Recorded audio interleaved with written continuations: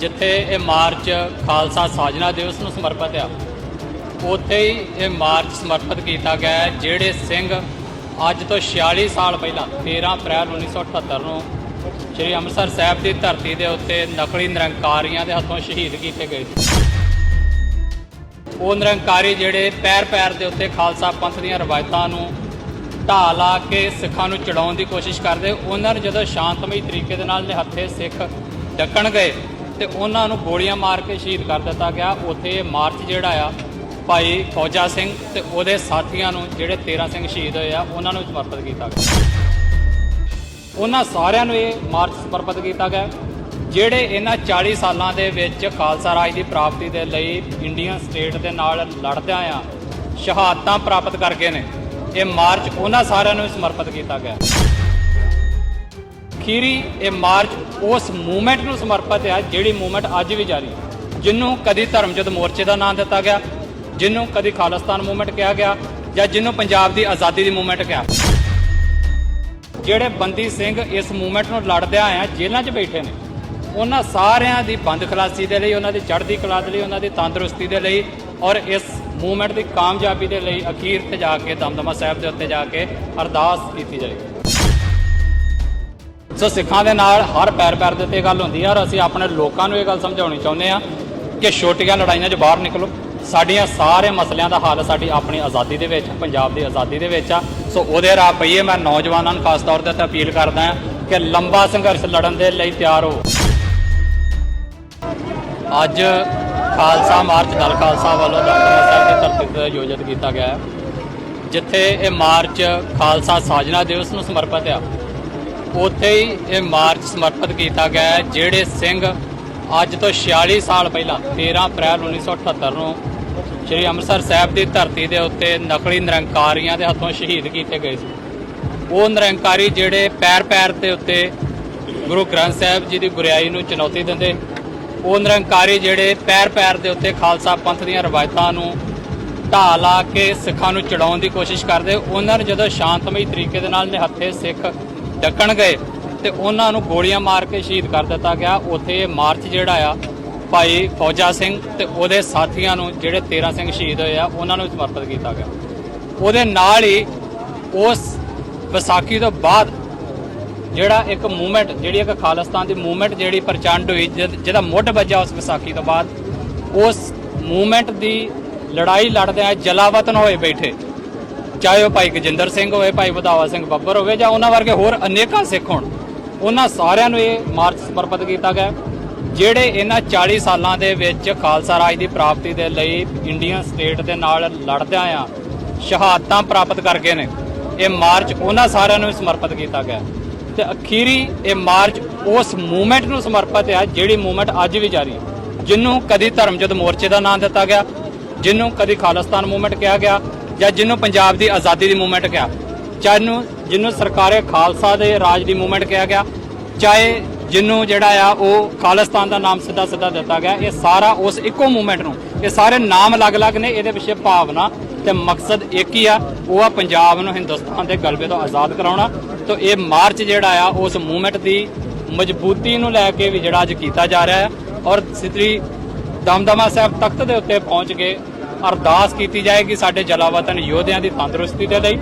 ਜਿਹੜੇ ਬੰਦੀ ਸਿੰਘ ਇਸ ਮੂਵਮੈਂਟ ਨੂੰ ਲੜਦੇ ਆਏ ਆ ਜੇਲ੍ਹਾਂ 'ਚ ਬੈਠੇ ਨੇ, ਉਹਨਾਂ ਸਾਰਿਆਂ ਦੀ ਬੰਦ ਖਲਾਸੀ ਦੇ ਲਈ, ਉਹਨਾਂ ਦੀ ਚੜ੍ਹਦੀ ਕਲਾ ਦੇ ਲਈ, ਉਹਨਾਂ ਦੀ ਤੰਦਰੁਸਤੀ ਦੇ ਲਈ ਔਰ ਇਸ ਮੂਵਮੈਂਟ ਦੀ ਕਾਮਯਾਬੀ ਦੇ ਲਈ ਅਖੀਰ ਤੇ ਜਾ ਕੇ ਦਮਦਮਾ ਸਾਹਿਬ ਦੇ ਉੱਤੇ ਜਾ ਕੇ ਅਰਦਾਸ ਕੀਤੀ ਜਾਏਗੀ। ਤੁਸੀਂ ਗੱਲ ਕਰ ਰਹੇ ਹੋ ਬੰਦੀ ਸਿੰਘਾਂ ਦੀ, ਜਿਹੜਾ ਮੋਰਚਾ ਜਿਹੜਾ ਸੀ ਹਾਈ ਕੋਰਟ ਨੇ ਡਾਇਰੈਕਸ਼ਨ ਦਿੱਤੀ ਆ ਕਿ ਉਹ ਚੱਕਾਇਆ ਜਾਵੇ, ਜਿਹੜਾ ਮੋਹਾਲੀ ਵਿਖੇ ਬੰਦੀ ਸਿੰਘਾਂ ਦੇ ਮੋਰਚਾ ਚੱਲ ਰਿਹਾ ਸੀਗਾ। ਇਸ ਤਰ੍ਹਾਂ ਦੇਖਦੇ ਇੱਕ ਪਾਸੇ ਤੁਸੀਂ ਜਿਹੜਾ ਹੈਗਾ ਮਾਰਚ ਕਰ ਰਹੇ, ਇੱਕ ਪਾਸੇ ਮੋਰਚਾ ਉਠਾਉਣ ਦੀਆਂ ਗੱਲਾਂ ਚੱਲ ਰਹੀਆਂ। ਇਹੀ ਤੇ ਵਾਰ-ਵਾਰ ਅਸੀਂ ਆਪਣੇ ਲੋਕਾਂ ਨੂੰ ਵੀ ਕਹਿਣਾ ਚਾਹੁੰਦੇ ਹਾਂ, ਇੱਕ ਤੇ ਹੁੰਦਾ ਵੀ ਤੁਹਾਡੇ ਨਾਲ ਵਧੀਕੀਆਂ ਹੁੰਦੀਆਂ, ਦੂਜਾ ਹੁੰਦਾ ਤੁਸੀਂ ਉਹਦੇ ਬਾਰੇ ਗੱਲ ਵੀ ਨਹੀਂ ਕਰਨ ਦੇਣੀ, ਮਤਲਬ ਕੁੱਟਣਾ ਵੀ ਤੇ ਰੋਣ ਵੀ ਨਹੀਂ ਦੇਣਾ। ਸੋ ਸਿੱਖਾਂ ਦੇ ਨਾਲ ਹਰ ਪੈਰ ਪੈਰ ਦੇ ਉੱਤੇ ਗੱਲ ਹੁੰਦੀ ਹੈ ਔਰ ਅਸੀਂ ਆਪਣੇ ਲੋਕਾਂ ਨੂੰ ਇਹ ਗੱਲ ਸਮਝਾਉਣੀ ਚਾਹੁੰਦੇ ਹਾਂ ਕਿ ਛੋਟੀਆਂ ਲੜਾਈਆਂ 'ਚ ਬਾਹਰ ਨਿਕਲੋ। ਸਾਡੀਆਂ ਸਾਰੇ ਮਸਲਿਆਂ ਦਾ ਹੱਲ ਸਾਡੀ ਆਪਣੀ ਆਜ਼ਾਦੀ ਦੇ ਵਿੱਚ, ਪੰਜਾਬ ਦੀ ਆਜ਼ਾਦੀ ਦੇ ਵਿੱਚ ਆ।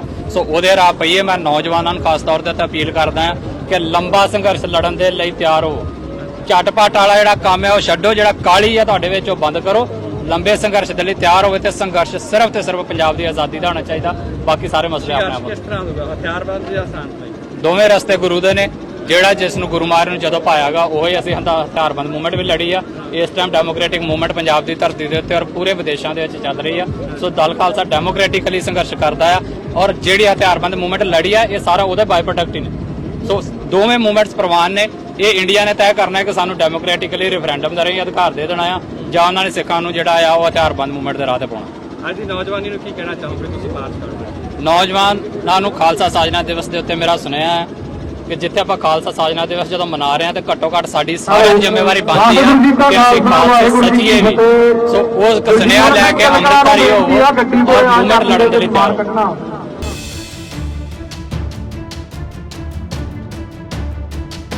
ਜਿੱਥੇ ਇਹ ਮਾਰਚ ਖਾਲਸਾ ਸਾਜਨਾ ਦਿਵਸ ਨੂੰ ਸਮਰਪਿਤ ਆ ਉੱਥੇ ਹੀ ਇਹ ਮਾਰਚ ਸਮਰਪਿਤ ਕੀਤਾ ਗਿਆ ਹੈ ਜਿਹੜੇ ਸਿੰਘ ਅੱਜ ਤੋਂ 46 ਸਾਲ ਪਹਿਲਾਂ 13 ਅਪ੍ਰੈਲ 1978 ਨੂੰ ਸ਼੍ਰੀ ਅੰਮ੍ਰਿਤਸਰ ਸਾਹਿਬ ਦੀ ਧਰਤੀ ਦੇ ਉੱਤੇ ਨਕਲੀ ਨਿਰੰਕਾਰੀਆਂ ਦੇ ਹੱਥੋਂ ਸ਼ਹੀਦ ਕੀਤੇ ਗਏ ਸੀ।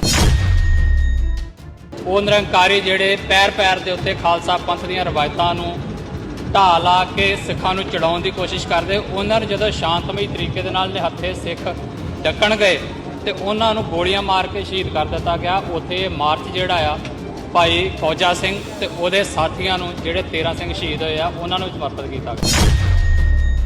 ਉਹਨਾਂ ਸਾਰਿਆਂ ਨੂੰ ਇਹ ਮਾਰਚ ਸਮਰਪਿਤ ਕੀਤਾ ਗਿਆ ਜਿਹੜੇ ਇਹਨਾਂ 40 ਸਾਲਾਂ ਦੇ ਵਿੱਚ ਖਾਲਸਾ ਰਾਜ ਦੀ ਪ੍ਰਾਪਤੀ ਦੇ ਲਈ ਇੰਡੀਅਨ ਸਟੇਟ ਦੇ ਨਾਲ ਲੜਦਿਆਂ ਆ ਸ਼ਹਾਦਤਾਂ ਪ੍ਰਾਪਤ ਕਰ ਗਏ ਨੇ। ਇਹ ਮਾਰਚ ਉਹਨਾਂ ਸਾਰਿਆਂ ਨੂੰ ਸਮਰਪਿਤ ਕੀਤਾ ਗਿਆ।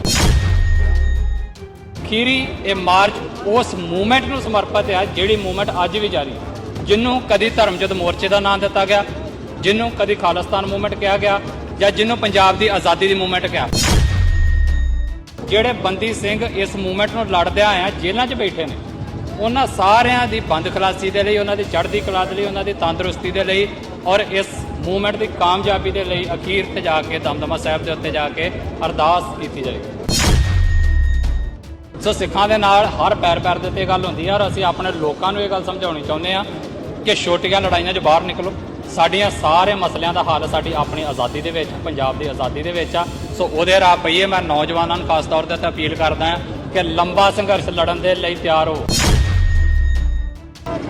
ਅੱਜ ਖਾਲਸਾ ਮਾਰਚ ਦਲ ਖਾਲਸਾ ਵੱਲੋਂ ਦਮਦਮਾ ਸਾਹਿਬ ਦੀ ਧਰਤੀ ਤੇ ਆਯੋਜਿਤ ਕੀਤਾ ਗਿਆ ਹੈ ਜਿੱਥੇ ਇਹ ਮਾਰਚ ਖਾਲਸਾ ਸਾਜਨਾ ਦਿਵਸ ਨੂੰ ਸਮਰਪਿਤ ਆ ਉੱਥੇ ਹੀ ਇਹ ਮਾਰਚ ਸਮਰਪਿਤ ਕੀਤਾ ਗਿਆ ਹੈ ਜਿਹੜੇ ਸਿੰਘ ਅੱਜ ਤੋਂ 46 ਸਾਲ ਪਹਿਲਾਂ 13 ਅਪ੍ਰੈਲ 1978 ਨੂੰ ਸ਼੍ਰੀ ਅੰਮ੍ਰਿਤਸਰ ਸਾਹਿਬ ਦੀ ਧਰਤੀ ਦੇ ਉੱਤੇ ਨਕਲੀ ਨਿਰੰਕਾਰੀਆਂ ਦੇ ਹੱਥੋਂ ਸ਼ਹੀਦ ਕੀਤੇ ਗਏ ਸੀ।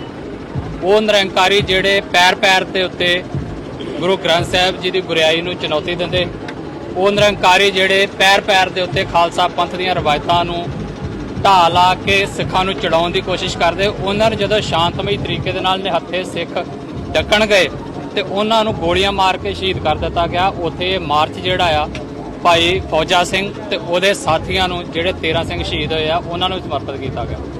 ਉਹਦੇ ਨਾਲ ਹੀ ਉਸ ਵਿਸਾਖੀ ਤੋਂ ਬਾਅਦ ਜਿਹੜਾ ਇੱਕ ਮੂਵਮੈਂਟ, ਜਿਹੜੀ ਇੱਕ ਖਾਲਿਸਤਾਨ ਦੀ ਮੂਵਮੈਂਟ ਜਿਹੜੀ ਪ੍ਰਚੰਡ ਹੋਈ, ਜਿਹਦਾ ਮੁੱਢ ਵੱਜਾ ਉਸ ਵਿਸਾਖੀ ਤੋਂ ਬਾਅਦ, ਉਸ ਮੂਵਮੈਂਟ ਦੀ ਲੜਾਈ ਲੜਦੇ ਆ ਜਲਾਵਤਨ ਹੋਏ ਬੈਠੇ, ਚਾਹੇ ਉਹ ਭਾਈ ਗਜਿੰਦਰ ਸਿੰਘ ਹੋਵੇ, ਭਾਈ ਵਧਾਵਾ ਸਿੰਘ ਬੱਬਰ ਹੋਵੇ ਜਾਂ ਉਹਨਾਂ ਵਰਗੇ ਹੋਰ ਅਨੇਕਾਂ ਸਿੱਖ ਹੋਣ। ਉਹਨਾਂ ਸਾਰਿਆਂ ਨੂੰ ਇਹ ਮਾਰਚ ਸਮਰਪਿਤ ਕੀਤਾ ਗਿਆ ਜਿਹੜੇ ਇਹਨਾਂ 40 ਸਾਲਾਂ ਦੇ ਵਿੱਚ ਖਾਲਸਾ ਰਾਜ ਦੀ ਪ੍ਰਾਪਤੀ ਦੇ ਲਈ ਇੰਡੀਅਨ ਸਟੇਟ ਦੇ ਨਾਲ ਲੜਦਿਆਂ ਆ ਸ਼ਹਾਦਤਾਂ ਪ੍ਰਾਪਤ ਕਰ ਗਏ ਨੇ। ਇਹ ਮਾਰਚ ਉਹਨਾਂ ਸਾਰਿਆਂ ਨੂੰ ਸਮਰਪਿਤ ਕੀਤਾ ਗਿਆ ਤੇ ਅਖੀਰੀ ਇਹ ਮਾਰਚ ਉਸ ਮੂਵਮੈਂਟ ਨੂੰ ਸਮਰਪਿਤ ਹੈ ਜਿਹੜੀ ਮੂਵਮੈਂਟ ਅੱਜ ਵੀ ਜਾਰੀ ਹੈ, ਜਿਹਨੂੰ ਕਦੀ ਧਰਮਯੁੱਧ ਮੋਰਚੇ ਦਾ ਨਾਮ ਦਿੱਤਾ ਗਿਆ, ਜਿਹਨੂੰ ਕਦੀ ਖਾਲਿਸਤਾਨ ਮੂਵਮੈਂਟ ਕਿਹਾ ਗਿਆ ਜਾਂ ਜਿਹਨੂੰ ਪੰਜਾਬ ਦੀ ਆਜ਼ਾਦੀ ਦੀ ਮੂਵਮੈਂਟ ਕਿਹਾ, ਚਾਹੇ ਜਿਹਨੂੰ ਸਰਕਾਰੇ ਖਾਲਸਾ ਦੇ ਰਾਜ ਦੀ ਮੂਵਮੈਂਟ ਕਿਹਾ ਗਿਆ, ਚਾਹੇ ਜਿਹਨੂੰ ਜਿਹੜਾ ਆ ਉਹ ਖਾਲਿਸਤਾਨ ਦਾ ਨਾਮ ਸਿੱਧਾ ਦਿੱਤਾ ਗਿਆ। ਇਹ ਸਾਰਾ ਉਸ ਇੱਕੋ ਮੂਵਮੈਂਟ ਨੂੰ, ਇਹ ਸਾਰੇ ਨਾਮ ਅਲੱਗ-ਅਲੱਗ ਨੇ, ਇਹਦੇ ਪਿੱਛੇ ਭਾਵਨਾ ਤੇ ਮਕਸਦ ਇੱਕ ਹੀ ਆ, ਉਹ ਆ ਪੰਜਾਬ ਨੂੰ ਹਿੰਦੁਸਤਾਨ ਦੇ ਗਲਬੇ ਤੋਂ ਆਜ਼ਾਦ ਕਰਾਉਣਾ। ਤਾਂ ਇਹ ਮਾਰਚ ਜਿਹੜਾ ਆ ਉਸ ਮੂਵਮੈਂਟ ਦੀ ਮਜ਼ਬੂਤੀ ਨੂੰ ਲੈ ਕੇ ਵੀ ਜਿਹੜਾ ਅੱਜ ਕੀਤਾ ਜਾ ਰਿਹਾ ਹੈ ਔਰ ਸ੍ਰੀ ਦਮਦਮਾ ਸਾਹਿਬ ਤਖਤ ਦੇ ਉੱਤੇ ਪਹੁੰਚ ਕੇ ਅਰਦਾਸ ਕੀਤੀ ਜਾਏਗੀ ਸਾਡੇ ਜਲਾਵਤਨ ਯੋਧਿਆਂ ਦੀ ਤੰਦਰੁਸਤੀ ਦੇ ਲਈ।